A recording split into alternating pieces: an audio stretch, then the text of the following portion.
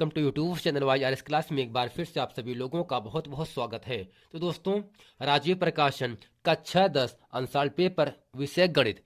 दोस्तों, इस पूरे गणित में सेट नंबर 1 2021 822 HJ कोड में प्रश्न नंबर 1 के 6 खंड और प्रश्न नंबर 2 के 4 खंड इसके पहले के वीडियो में मैंने अच्छे तरीके से आप लोगों को पढ़ा दिया था। यदि आपने अभी तक वो वीडियो नहीं देखे हैं तो नीचे डिस्क्रिप्शन में लिंक दिया गया है, वो आप उस वीडियो को देख सकते हैं। दोस्तों, इस पूरे वीडियो में हम प्रश्न नंबर 3 और प्रश्न नंबर 4 के जितने भी खंड हैं उन सभी खंडों को इस पूरे वीडियो में हम अच्छे तरीके से पढ़ने वाले हैं। अब दोस्तों, यहां से प्रश्न नंबर 3 का क्या कह रहा है, समीकरण x square minus 7x plus 12 बराबर 0 की मूलों के व्युत्क्रमों का योगफल ज्ञात कीजिए। खा है अभाज्य गुणनखंड विधि द्वारा 96 और 404 का महत्तम समापवर्तक जिसे कहते हैं HCF हाईएस्ट कॉमन फैक्टर ज्ञात कीजिए। ग है एक लंबवृत्तीय शंकु के आधार का व्यास D का मान दोस्तों दिया है 21। D की सहायता से हम R बराबर होगा 21/2 अर्थात 10.5 सेंटीमीटर हो जाएगा तथा उसकी तिर्यक ऊंचाई जिसे लिखते हैं स्मॉल एल से, और स्मॉल एल का मान दिया है 13.5 सेंटीमीटर है। इसका संपूर्ण पृष्ठ ज्ञात कीजिए। तो दोस्तों, शंकु का जो संपूर्ण पृष्ठ का सूत्र होता है वह पाई आर एल होता है, जहां पाई और दोस्तों जो आर होगा वह उस शंकु की त्रिज्या होगा और एल क्या होगा, उस शंकु की तिर्यक ऊंचाई होती है। दोस्तों, प्रश्न नंबर यहां से 3 के घा में आपसे कह रहा है, चित्र में PS बटे एस क्यू बराबर PT बटे TR जिसमें कोण PST बराबर कोण PRQ। अब दोस्तों यहां से यानी इसमें दिया क्या है, PS बटे एस क्यू और PT बटे TR दोस्तों दिया है आपका दो भुजा बराबर है। इसके साथ यहां से कोण PST कोण PRQ ये दोनों कोण क्या होंगे, यस और बी दोनों कोण आपस में बराबर है। तो हमें सिद्ध क्या करना है, सिद्ध कीजिए कि त्रिभुज PQR एक समद्विबाहु त्रिभुज होगा। दोस्तों, समद्विबाहु त्रिभुज कब प्रूफ कर सकते हैं, जब हम इस त्रिभुज की दो कोण अगर बराबर कर दे तो हम यहां से त्रिभुज PQR समद्विबाहु त्रिभुज कह सकते हैं। अब दोस्तों, यहां से प्रश्न नंबर आपके सामने कह रहा है 4 का यदि cos A बराबर √3/2 हो तो sin 2A का मान ज्ञात कीजिए। खा है दर्शाइए कि 3√3 एक अपरिमेय संख्या है। ग है एक समबाहु यानी ऐसा त्रिभुज जिसकी तीनों भुजाएं बराबर हो।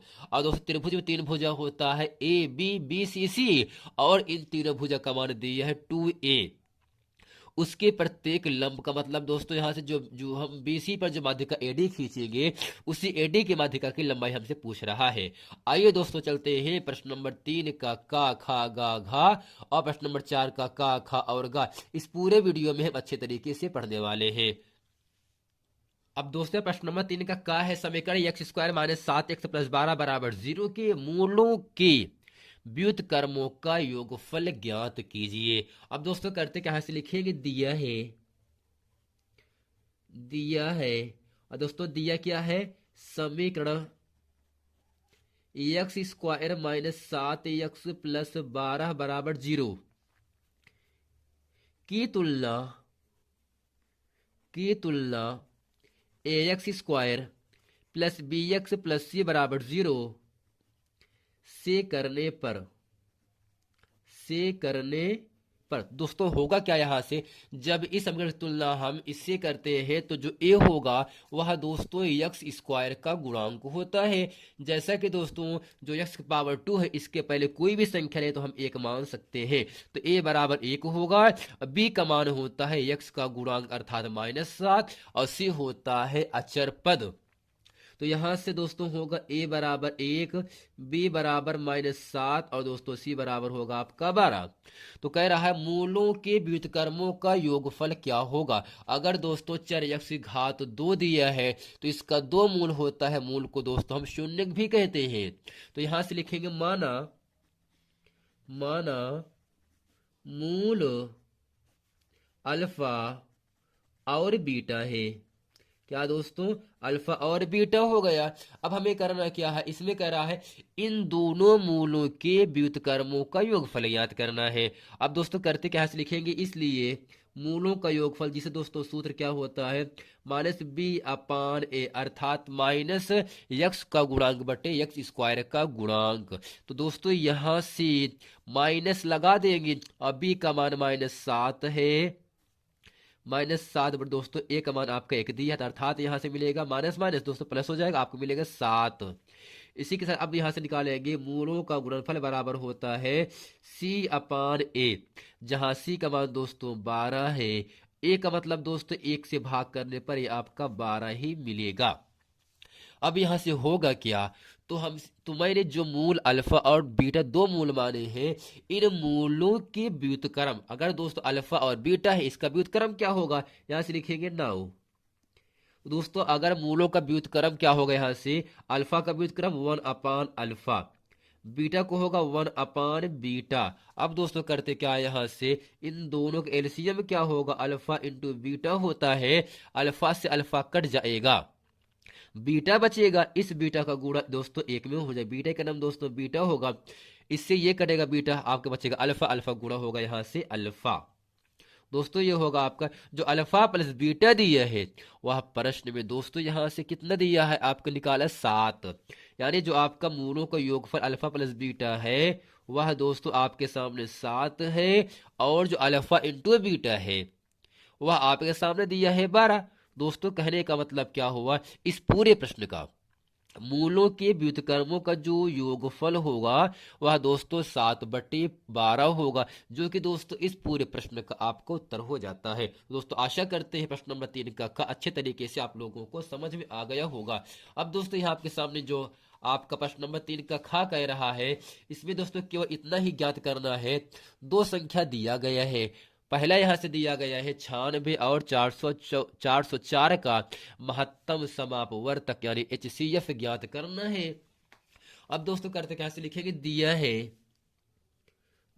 है और दोस्तों दिया क्या है, संख्या ए, पहले यहां से दिया है 96, दूसरा दिया है 404। अब दोस्तों जब 96 को हम अभाज्य गुणनखंड ज्ञात करते हैं, तब दोस्तों यह 2 से कटता है 5 बार पे, 2 गुणे 2 गुणे 2 गुणे 2 गुणे 2, और ये 3 से कटेगा 1 बार पे।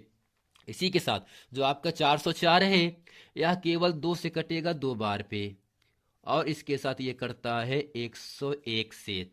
तो हमें करना क्या है दोस्तों, महत्तम समापवर्तक का मतलब मासा ज्ञात करना है। अब यहां से करते क्या है, लिखेंगे इसलिए 96, 404 का मासा पा, दोस्तों लिखते हैं इसे HCF भी कहते हैं।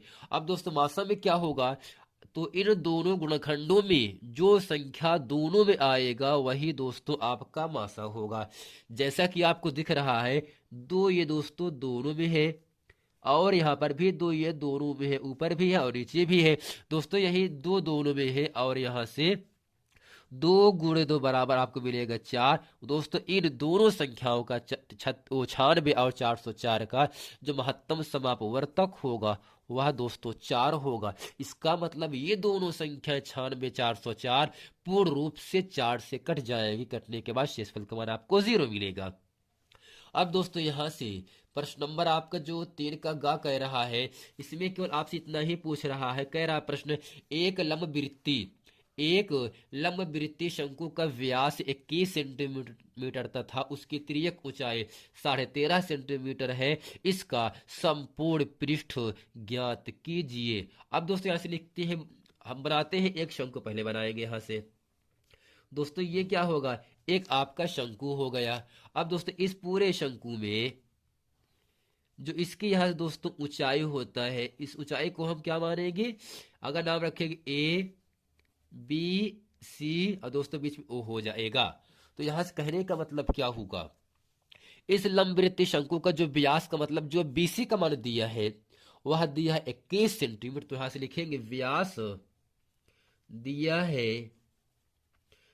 है व्यास D बराबर 21 सेंटीमीटर, और दोस्तों यहाँ पे अगर यहाँ त्रिज्या निकालेंगे, दोस्तों त्रिज्या क्या होता है, व्यास का आधा होता है।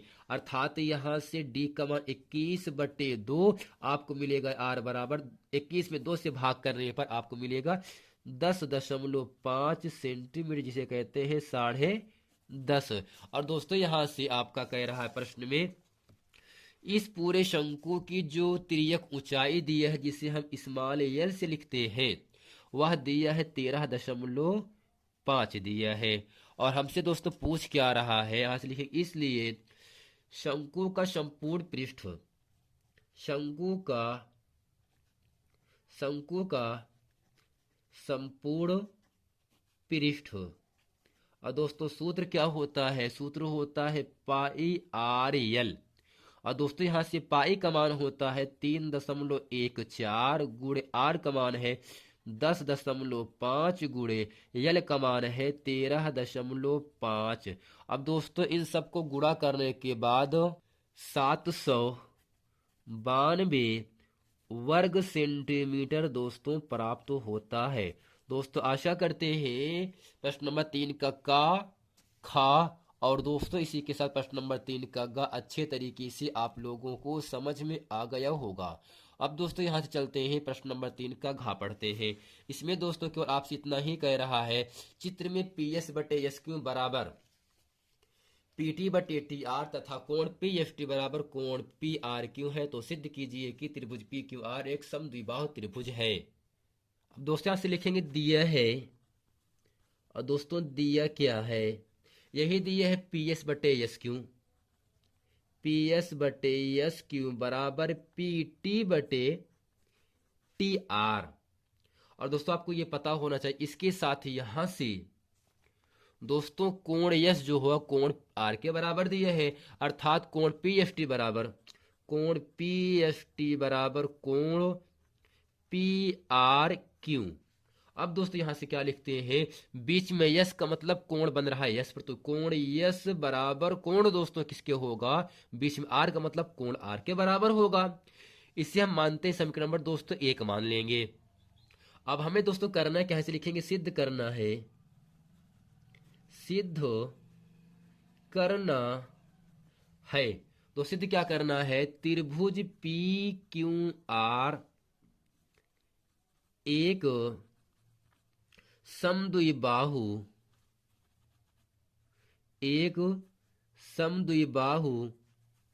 त्रिभुज है।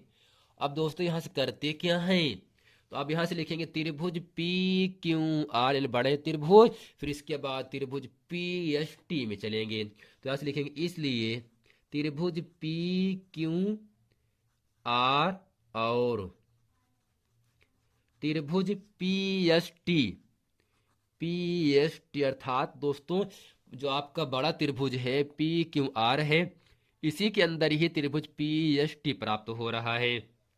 और दोस्तों अगर इसकी बात करें यहां से, इन दोनों त्रिभुज में यानी बड़े त्रिभुज छोटे त्रिभुज में जो आपका कोण P है, यह दोनों त्रिभुज में है ना, तो यहां से लिखेंगे कोण P बराबर कोण P। दोस्तों क्यों हुआ, यहां से लिखेंगे उभयनिष्ठ का मतलब दोस्तों दोनों में है, उभयनिष्ठ है। और इसके साथ दोस्तों यहां से जो आपका PS है, जो PS है उसको लिखेंगे, जबकि दोस्तों जो आपका SQ है, दोस्तों SQ दूरी निकालने के लिए अगर PQ दूरी में हम PS दूरी घटा दें, तो यहां से लिखेंगे SQ, तो यहां पर जो SQ है, अगर SQ का दोस्तों मान निकाला जाएगा तो पूरी दूरी जो PQ है, अगर इसमें से PS दूरी घटा दे, अर्थात PQ minus PS, PQ minus PS बराबर दोस्तों होगा PT को ऐसे ही लिखेंगे, जबकि जो आपका TR है, अगर दोस्तों पूरी दूरी PR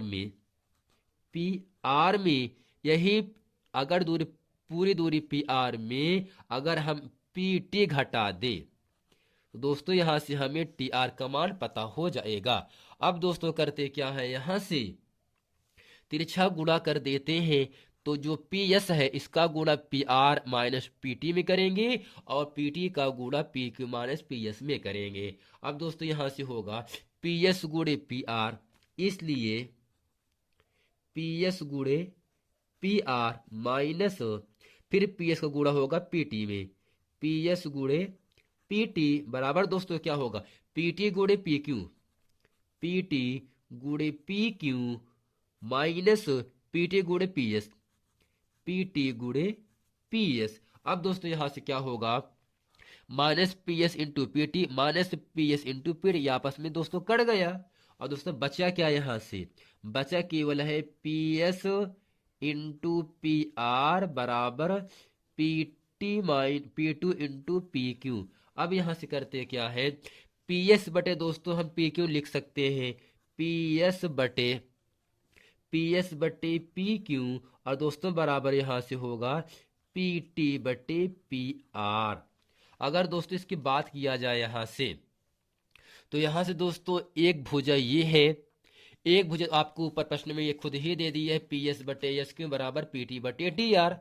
इसी के साथ दोस्तों एक कोण बराबर दिया है, कोण एस बराबर कोण आर। तो दोस्तों यहां से भुजा कोण भुजा नियम से हम ये लिख सकते हैं, त्रिभुज पी क्यू आर त्रिभुज पी एस टी आपका समरूप त्रिभुज है।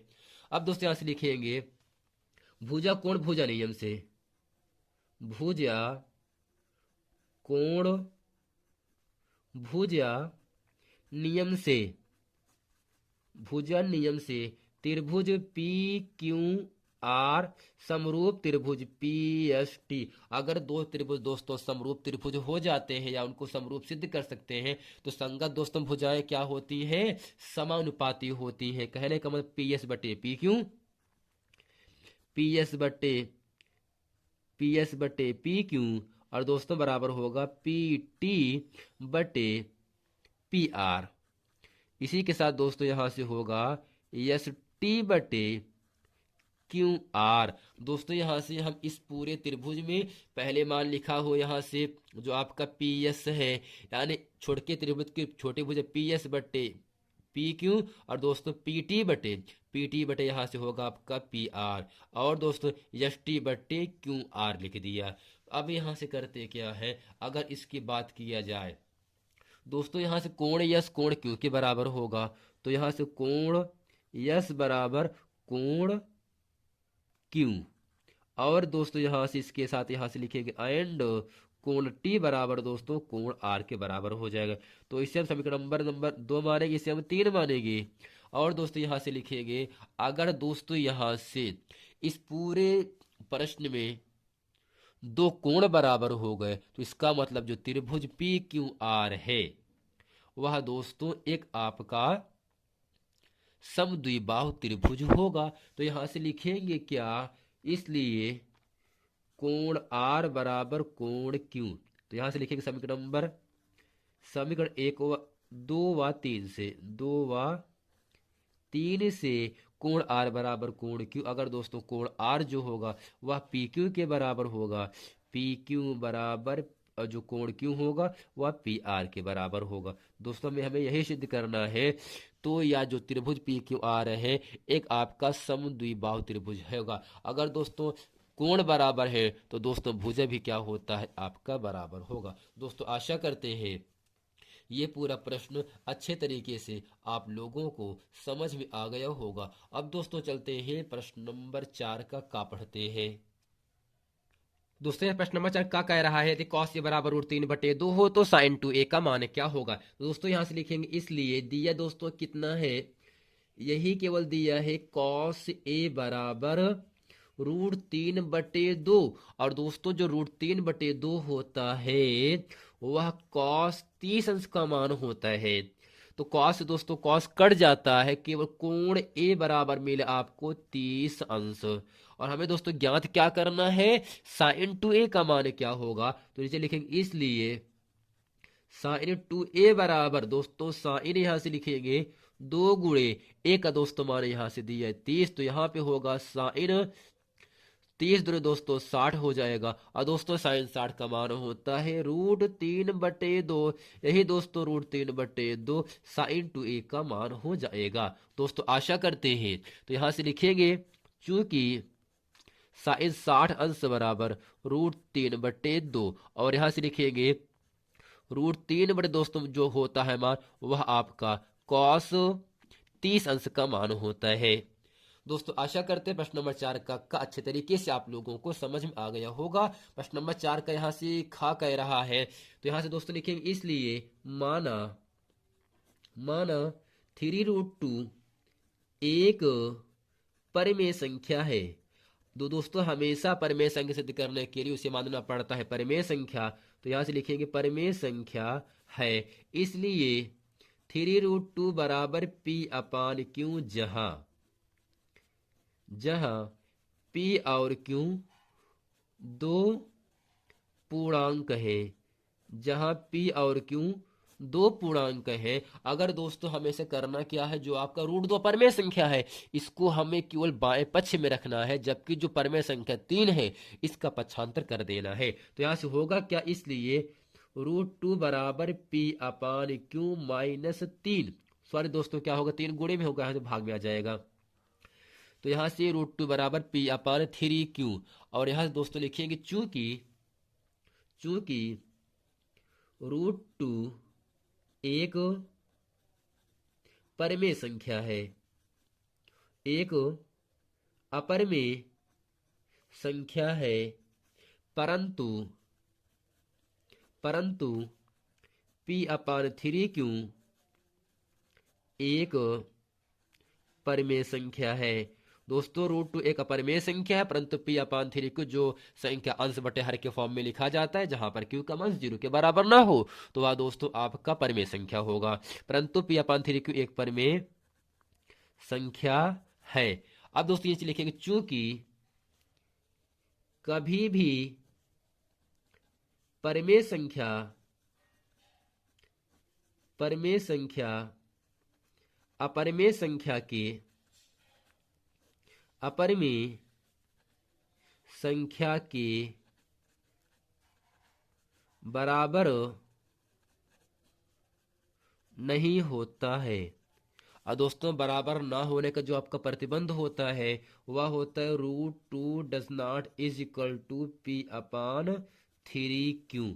दोस्तों मैंने जो आपका √2 है इसे परिमेय संख्या ऊपर यहाँ से मैंने माना था, और निष्कर्ष क्या निकल गया यहाँ से, परिमेय संख्या पी अपान 3Q अपरिमेय संख्या √2 के बराबर नहीं होता है। दोस्तों नीचे लिखेंगे चूंकि अतः हमारी मानी गई कल्पना असत्य है, या दोस्तों विरोधाभास है या गलत है, असत्य है या गलत है, इसलिए सिद्ध होता है कि 3√2 एक अपरिमेय संख्या है। दोस्तों आपको याद क्या करना है, अपरिमेय संख्या में चाहे जो संख्या गुणा किया जाए, जोड़ा जाए या घटाया या भाग किया जाए, सदैव अपरिमेय संख्या ही रहता है। दोस्तों आशा करते हैं प्रश्न नंबर 4 का खा और गा अच्छे तरीके से आप लोगों को समझ में आ गया होगा। अब दोस्तों यहाँ से प्रश्न नंबर आपका 4 का गा कह रहा है, जो कि इस पूरे प्रश्न का अंतिम प्रश्न होगा, इस पूरे वीडियो का अंतिम प्रश्न है। तो दोस्तों यहां से कह रहा एक समबाहु त्रिभुज, यानी ऐसा त्रिभुज जिसकी तीनों भुजाएं दोस्तों क्या होना चाहिए, बराबर होना चाहिए। तो यहां से मानते क्या है, माना ABC एक आपका समबाहु त्रिभुज हो गया। अब दोस्तों इसमें कह रहा है, इसमें भुजा दोस्तों दी है 2A है, यानी AB का भी मान 2A है, AC का भी 2A है, और यहां से BC का भी मान दोस्तों 2A ही दिया है। हमें करना क्या है, यहां से कह रहा है उसके प्रत्येक लंब शीर्ष की लंबाई ज्ञात कीजिए। अर्थात अगर BC भुजा पर हम AD एक लंब डालेंगे दोस्तों, यह जो AD होगा BC पर आपका लंब रहेगा, तो जो लंब रेखाएं होता है हमेशा उसे दो समकोण त्रिभुजों में विभाजित कर देता है। और दोस्तों यहां से अगर पूरी दूरी BC का मान 2A दिया है तो B से D तक की दूरी A होगा, और यह भी दूरी क्या होगा, आपका A दूरी होगा, यानी BD बराबर DC बराबर दोस्तों कितना होगा, A हो जाएगा। तो यहां से दोस्तों लिखेंगे दिया है दोस्तों लिखेंगे क्या, माना ABC एक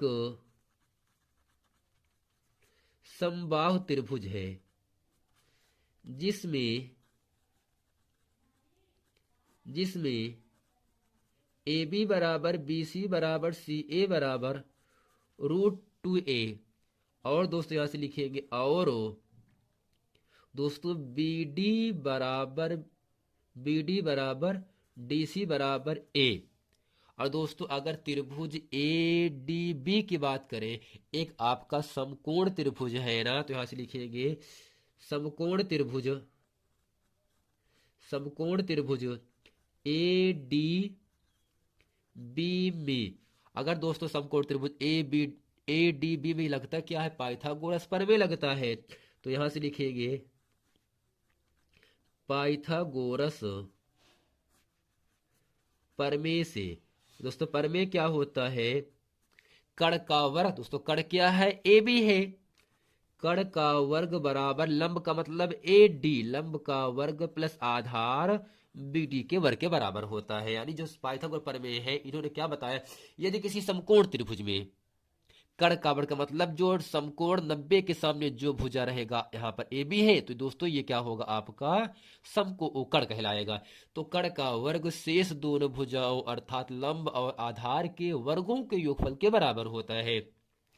जैसे कि दोस्तों जो AB है, AB का मान दिया 2a, तो यहाँ पे होगा 2a का होल स्क्वायर बराबर AD का मान हमें ज्ञात करना है, जबकि AD क्या होगा, इसकी शीर्ष लंब की लंबाई है, प्लस BD दोस्तों में कितना दिया है, A दिया है, A का स्क्वायर, दोस्तों 4a square plus a square का दोस्तों 75, यहाँ पे होगा माइनस a स्क्वायर बराबर AD स्क्वायर।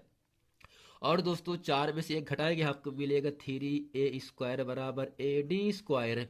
और दोस्तों यहाँ से अगर AD हटेगा, वर्ग हटेगा दोस्तों, तो यहाँ संख्या आपका रूट में आ जाएगा 3a स्क्वायर, तो यहाँ पे होगा AD बराबर दोस्तों a स्क्वायर का तो वर्गमूल a हो जाता है, लेकिन √3 का वर्गमूल निकलेगा नहीं, तो यहाँ दोस्तों लिखेंगे इकाई, यानी a√3 इकाई।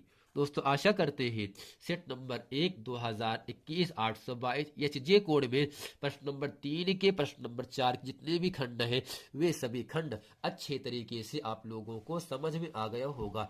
मिलते हैं दोस्तों नेक्स्ट वीडियो में, तब तक के लिए थैंक यू।